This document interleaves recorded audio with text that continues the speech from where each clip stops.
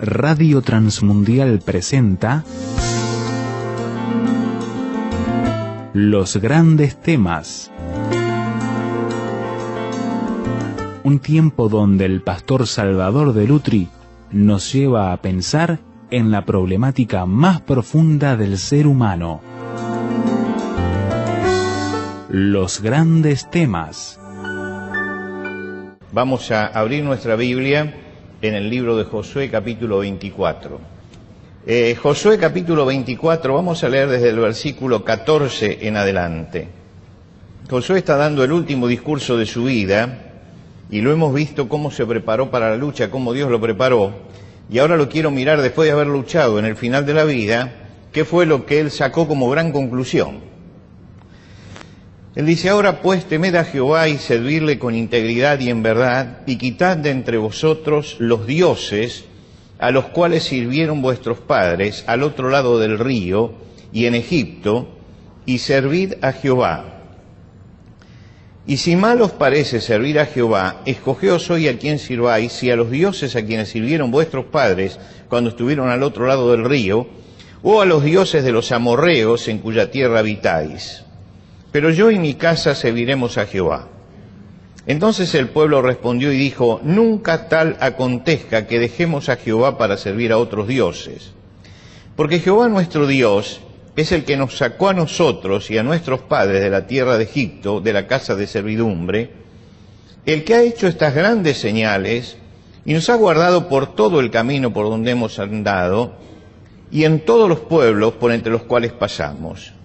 Y Jehová arrojó de delante de nosotros a todos los pueblos, al amorreo que habitaba en la tierra. Nosotros pues también serviremos a Jehová, porque es nuestro Dios.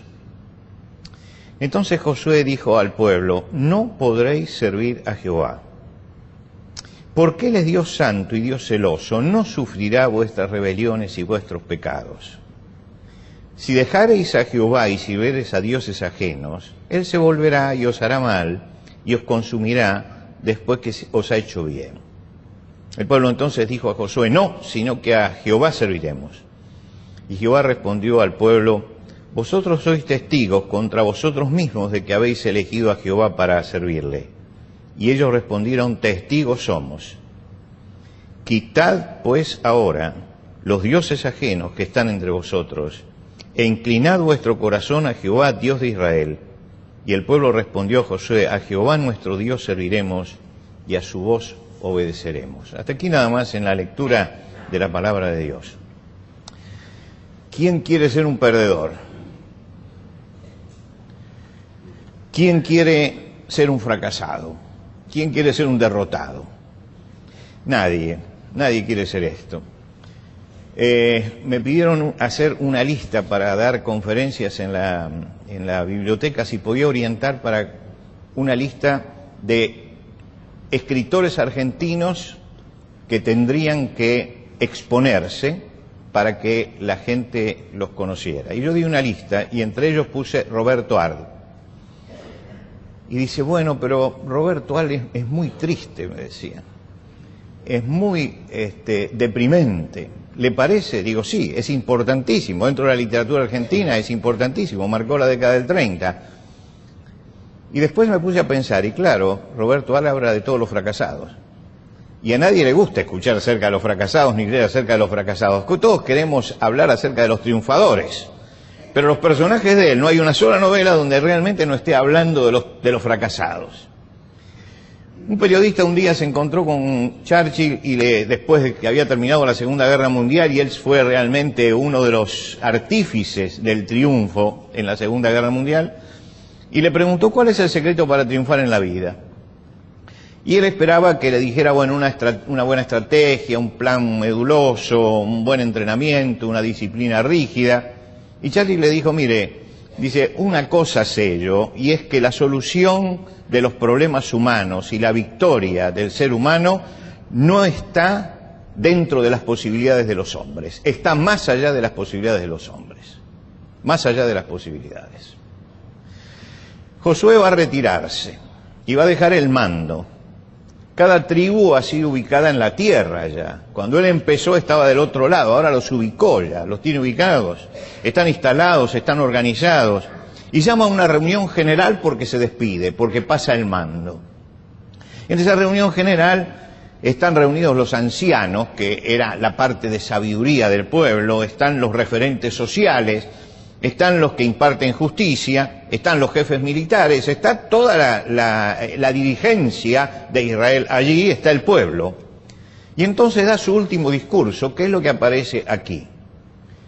Ahora, Josué es un viejo guerrero que tiene claro algunas cosas. En primer lugar, que la lucha continúa, que esto no se termina una vez que nos instalamos en la tierra, que es la vida, y la vida es lucha, y la vida es lucha constante.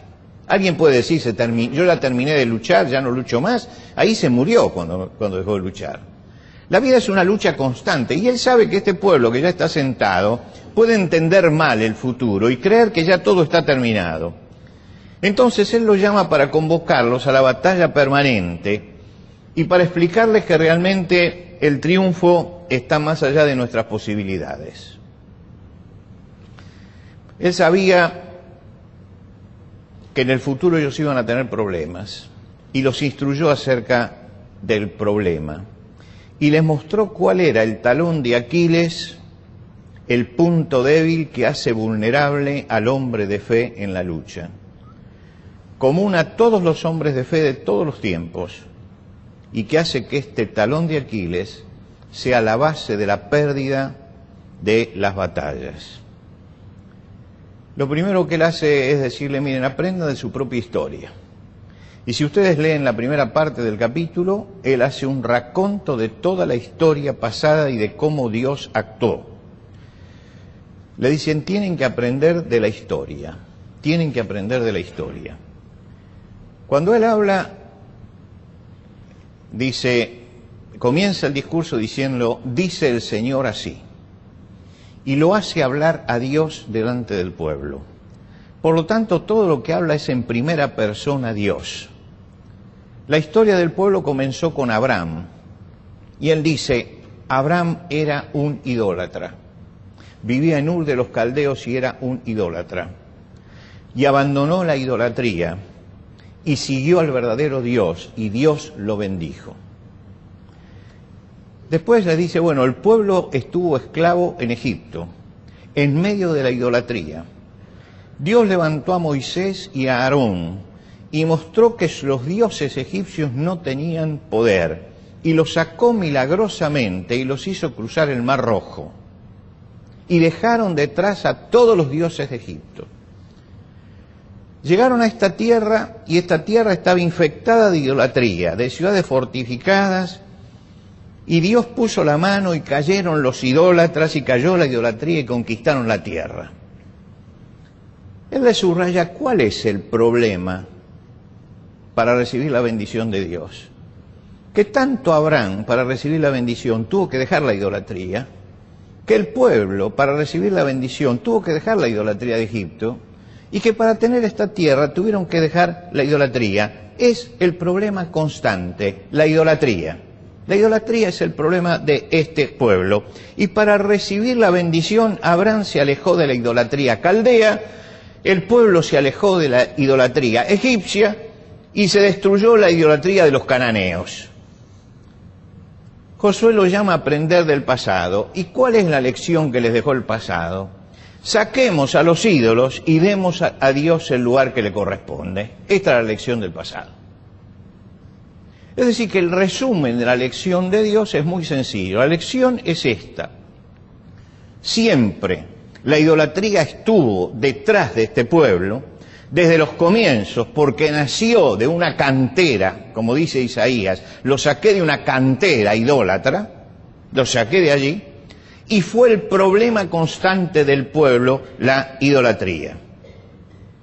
Y Josué mira a ese pueblo que tiene delante, y a pesar de lo vivido, tiene todavía inclinaciones hacia la idolatría. A pesar de la experiencia, tiene inclinaciones hacia la idolatría. Y el pueblo parece muy decidido, porque él le dice, bueno, elijan, ¿qué es lo que van a elegir ustedes? El pueblo estaba muy decidido. No permita el Señor que lo abandonemos por servir a otros dioses. El Señor fue quien nos sacó a nosotros de la tierra de Egipto. Todo esto va diciendo el pueblo.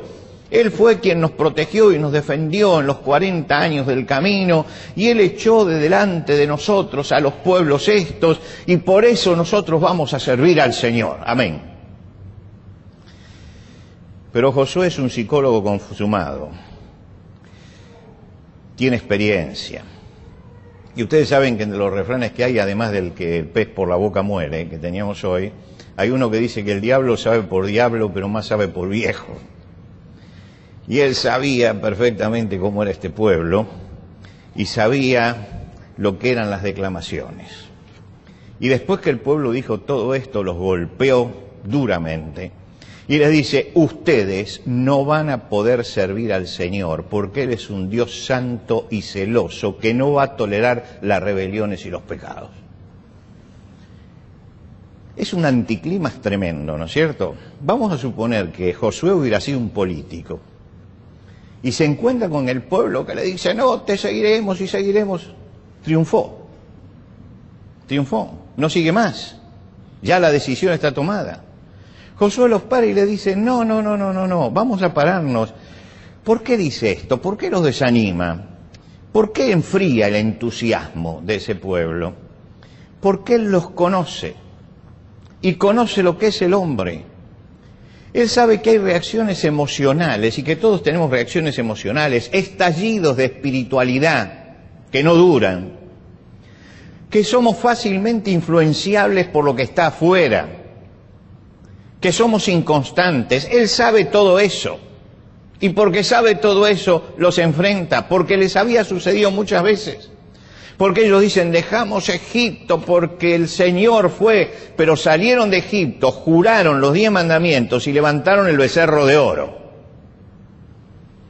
Lo que quiere decir que no lo engañaban a Josué con palabras en ese momento. Él sabía lo que había en el corazón de ese pueblo, y Él sabía lo que hay en el corazón del hombre. Y entonces cuando Josué les dice: ustedes no van a poder, entonces el pueblo dice: ustedes no van a poder servir al Señor, le dice Josué, y el pueblo le contesta: esto no va a pasar, nosotros serviremos al Señor. Y Josué les dice: ¿lo juran esto? Sí, nosotros lo juramos. Perfecto. Quiten entonces todos los dioses que hay entre vosotros. Quiten todos los dioses que hay entre ustedes, y vuélvanse de todo corazón al Dios de Israel. Es decir, Él sabía que ese pueblo que declamaba tenía dioses encubiertos, tenía dioses ocultos, tenía dioses latentes. Y después de hacerle todo eso, le dice: bueno, si ustedes saquen entonces los dioses que hay entre ustedes. Ahora, esos dioses no eran visibles, porque si no, Josué hubiera dicho: acá está. Eran los dioses ocultos que ellos tenían. En el fondo seguían siendo idólatras, y la idolatría los hacía perdedores. Josué apunta a un problema que es la clave espiritual, y es la causa del fracaso de los hombres de fe, del pueblo de aquel tiempo y del pueblo de hoy. Esto causa el fracaso de muchísimos cristianos, y es el tema de la idolatría. El tema de la idolatría. Cuando nos hablan de idolatría, nosotros asociamos con pueblos paganos del pasado. Asociamos con los pueblos africanos que tienen fetiches, y esos son sus ídolos. Con las tribus de la Polinesia, que tienen animistas y que tienen también sus ídolos. Asociamos con el becerro de oro, o asociamos con Baal, o con la diosa Astarte, o asociamos con los griegos, pero nunca lo asociamos con nosotros. Siempre creemos que la idolatría pertenece a otros pueblos, y que no pertenece al mundo occidental, que no es idólatra, y al mundo cristiano, que no es idólatra. Creemos que toda la idolatría consiste en fabricar a un muñeco y atribuirle poder y tenerlo como Dios. Y creemos que si no está este muñeco al que le atribuimos poder, entonces no somos idólatras. Y como no tenemos ningún muñeco al que nosotros le atribuyamos poder, entonces decimos nosotros no somos idólatras. Pero la cultura de hoy es una cultura que tiene muchísimos ídolos prefabricados que desplazan lentamente a Dios de nuestra vida. Y un ídolo es justamente eso, lo que desplaza a Dios de nuestra vida, lo que saca a Dios de nuestra vida. El ídolo del materialismo, desde el siglo XV y XVI, se ha transformado en el mundo occidental en una de las metas y en uno de los ídolos que hace que los hombres se humillen. Ya lo decía don Francisco de Quevedo y Villegas: yo ante el oro me humillo.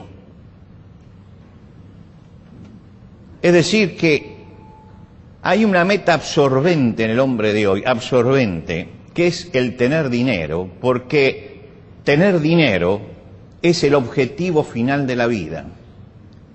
Y el materialismo hace que muchos pongan toda su fuerza, toda su inteligencia, todo su tiempo en conseguir esas metas únicamente económicas.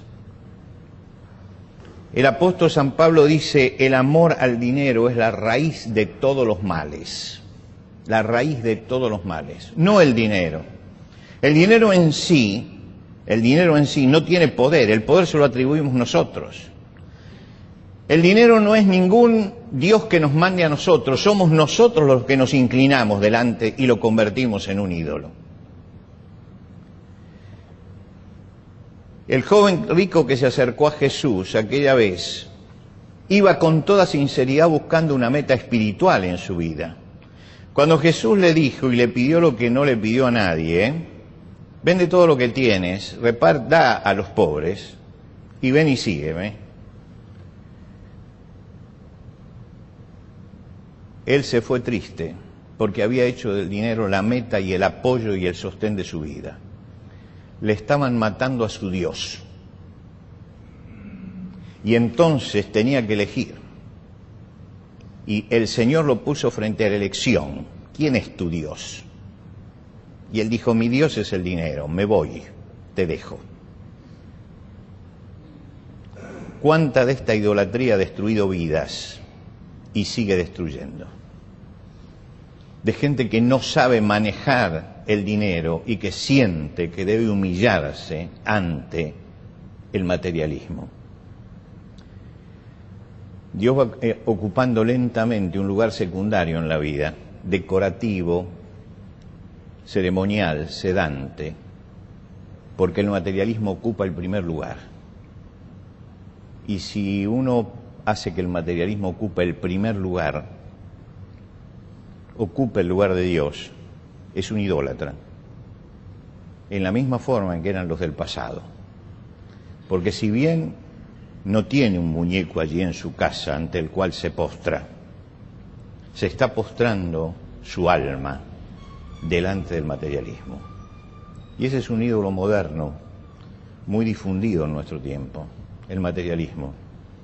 ¿Y cuántas vidas espirituales se frustran por esto? ¿Cuántos se frustran?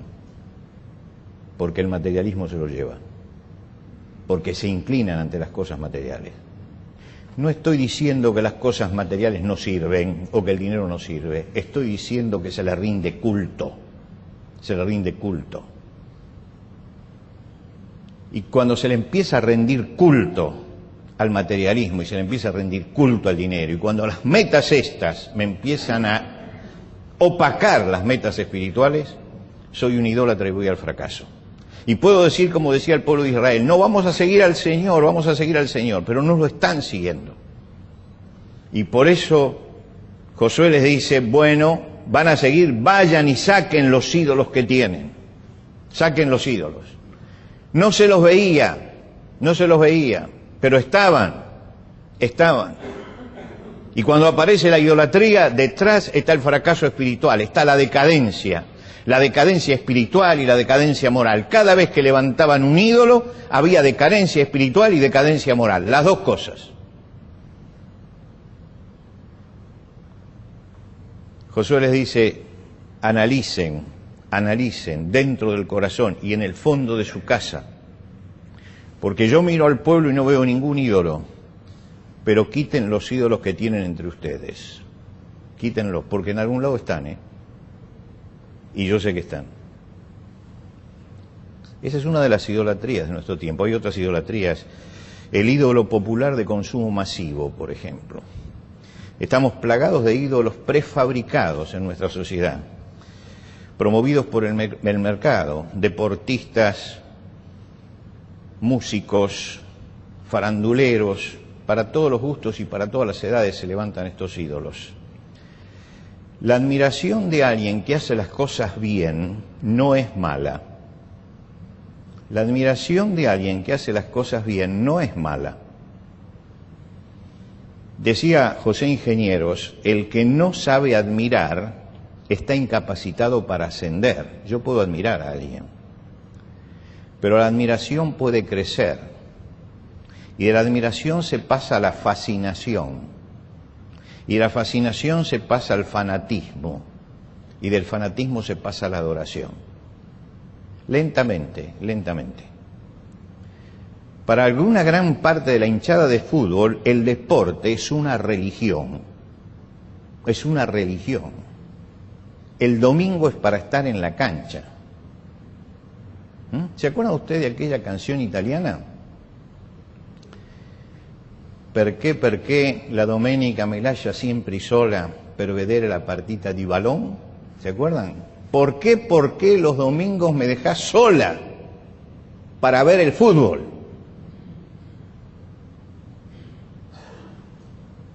Era el clamor de una mujer que estaba reclamándole al marido que el domingo se olvidaba de que tenía familia. En algunos lugares, en las iglesias los votos matrimoniales se leen y están fijados. Pero hay lugares donde le dicen a los novios que escriban sus votos. Yo escuché votos de: te prometo que te voy a dejar ver el fútbol todos los domingos. Voto matrimonial. Prueba flagrante de idolatría, de idolatría, de idolatría. Acuden con regularidad ceremonial, tienen cantos y alabanzas a su equipo, por supuesto, es el ídolo. Tienen sus rituales, su liturgia, cada uno tiene su ritual y su liturgia, y el rival siempre es la encarnación de Satanás. ¿Cierto? Es Satanás. Postergan a la familia, invierten dinero. Yo me asombro, va a jugar tal partido allá y se van todos a Japón y pagan, pero yo digo, esta gente o está nadando en dinero o se ha empeñado para hacer esto. Invierten dinero para seguirlo hasta la otra parte del mundo, se amargan cuando su equipo pierde, se amargan, los afecta emocionalmente, y enseguecidos por el fanatismo, todos nosotros lo vemos, persiguen al rival y hasta lo matan. Cuando hay que sacar a las hinchadas visitantes, es porque esto se ha convertido en una religión. Esto es una religión. Esto es una idolatría. Los hombres se han rendido frente a esto con fervor religioso. Ahora, un partido de fútbol es como el ballet, es un espectáculo. Es un espectáculo. No es malo. Es malo cuando se lo convierte en esto, en algo que me absorba la vida. Y lo mismo pasa con los jóvenes y adolescentes que convierten a sus bandas o a sus cantantes en un culto religioso. Se visten de determinada manera, hacen sacrificios para obtener entradas.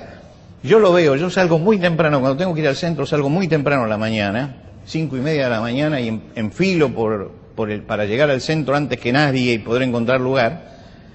Y los veo muchas veces haciendo cola durante días, con la lluvia, con todo, postergando todo en la vida. Están allí. ¿Para qué?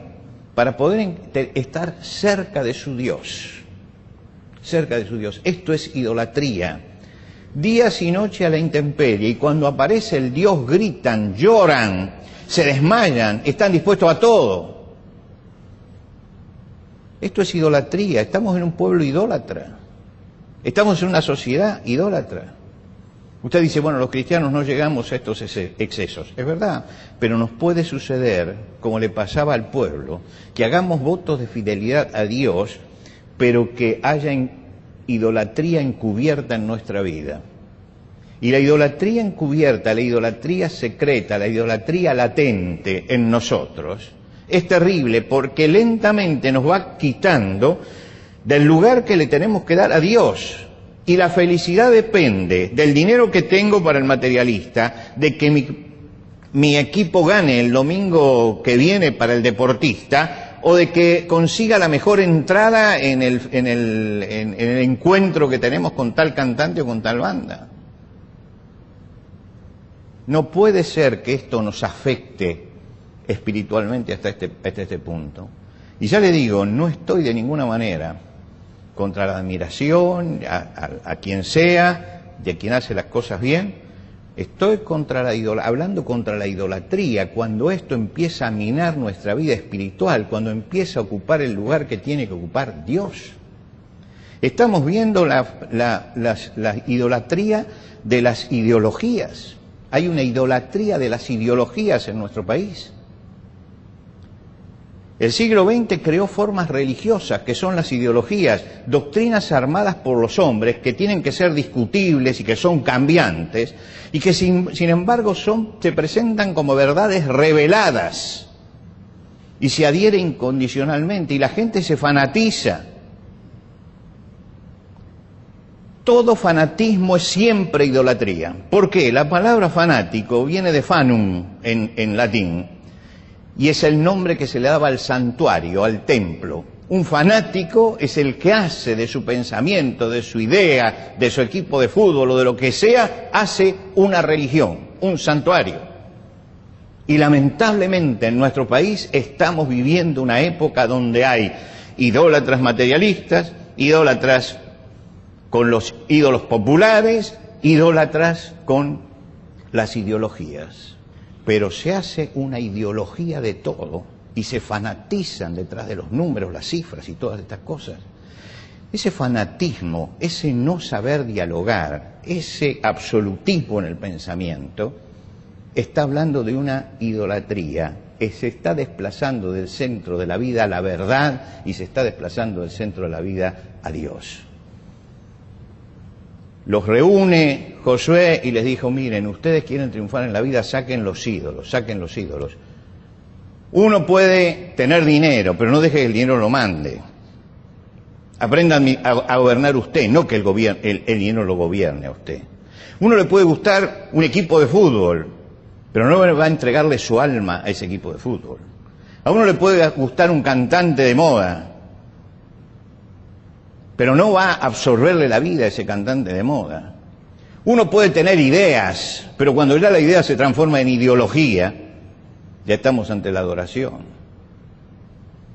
Y entonces, cuando un creyente es afectado por esto, cuando un cristiano es afectado por esto, cuando su vida es afectada por esto, por cualquiera de estas idolatrías, la vida espiritual se va minando. Y por eso Josué les dice, no van a poder servir si no sacan esos ídolos, si no los sacan, si ustedes tienen esa idolatría. El pueblo iba a tener que seguir la lucha, porque la lucha nunca se acaba, y porque siempre estamos batallando. Y Josué les muestra el peligro. Si desplazamos a Dios del centro, vamos a ir a la derrota. Si el centro de nuestra vida no lo ocupa Dios, vamos a ir a la derrota. El profeta Jeremías, cuando habló al pueblo en uno de los grandes fracasos históricos que tuvo, él les dijo, 2 males hizo mi pueblo. El primero, me dejaron a mí, fuente de agua viva. Y en segundo lugar, hicieron para sí cisternas rotas que no contienen agua. Y el idólatra siempre estaba viviendo de una cisterna que no contiene agua. No contiene, porque no satisface. No satisface. Josué les dice en ese momento, elijan, pero elijan bien. Elijan hoy a quién van a servir. A los dioses que sirvieron sus padres, a los dioses de Egipto, a los dioses del desierto, a los dioses de estos pueblos. Hay una gran oferta. Pero elijan y elijan bien, porque la idolatría destruye. Y creo que todos tenemos frente a esta palabra de Dios que mirar para adentro nuestro corazón cuánto hay de idolatría, cuánto hay de fanatismo con el dinero, cuánto hay de fanatismo deportivo, cuánto hay de fanatismo musical, cuánto hay de fanatismo ideológico. Cuando aparece la palabra fanatismo, hay idolatría, siempre. Se ha levantado un santuario, un altar en la vida. Y no se pueden levantar altares y quedar en buena relación con Dios. Porque cualquier altar que se levante y que empiece a desplazar a Dios, trae consecuencias en nuestra propia vida. Por eso, creo que la convocatoria final de Josué es una convocatoria que nos llega también a nosotros esta mañana, a que nos miremos por adentro, que no estamos en un mundo tan ajeno al mundo de Josué, que la idolatría sigue estando presente, sigue estando a nuestro alrededor, y que en cualquier momento puede infectar nuestro corazón y nuestra vida. Y a veces no se ve. Cuando Josué reunió al pueblo no le podía decir, acá está el ídolo, como lo pudieron hacer en otros tiempos, Elías, decir, acá está. No, en aquel momento no se veía, pero los ídolos estaban escondidos, pero estaban. Y cuando los ídolos están escondidos, pero están, terminan destruyendo nuestra vida espiritual. Por eso, para tener un triunfo real en la vida, hay que destruir la idolatría. Hay que destruir la idolatría, hay que sacar la idolatría. En este tiempo, en el siglo XXI, tenemos que sacar la idolatría de nuestro corazón y dejar que el lugar que le corresponde a Dios lo ocupe Dios. Y cuando el lugar que le corresponde a Dios lo ocupa Dios, hay una vida de triunfo. Hay una vida que va adelante. Hay batallas ganadas porque Dios es todopoderoso. No cambiemos al Dios todopoderoso por el ídolo de barro que se cae, por la idea que pasa. Busquemos en el Dios que es todopoderoso la fortaleza que necesitamos cada día para seguir adelante.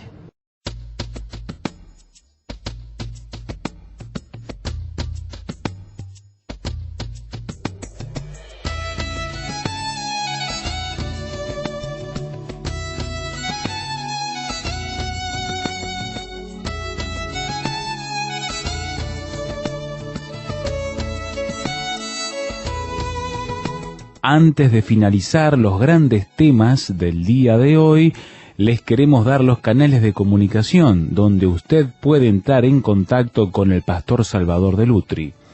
Por carta, hágalo a Los Grandes Temas, casilla de correo 5051, Montevideo, Uruguay. Los Grandes Temas, casilla de correo 5051, Montevideo, Uruguay. Y el correo electrónico, losgrandestemas@transmundial.org. losgrandestemas@transmundial.org. Nos encantaría escuchar de usted, saber cuáles son sus comentarios, preguntas, reacciones e inquietudes sobre el tema de hoy. Por ahora nos despedimos hasta otro espacio de Los Grandes Temas, una producción de Radio Transmundial.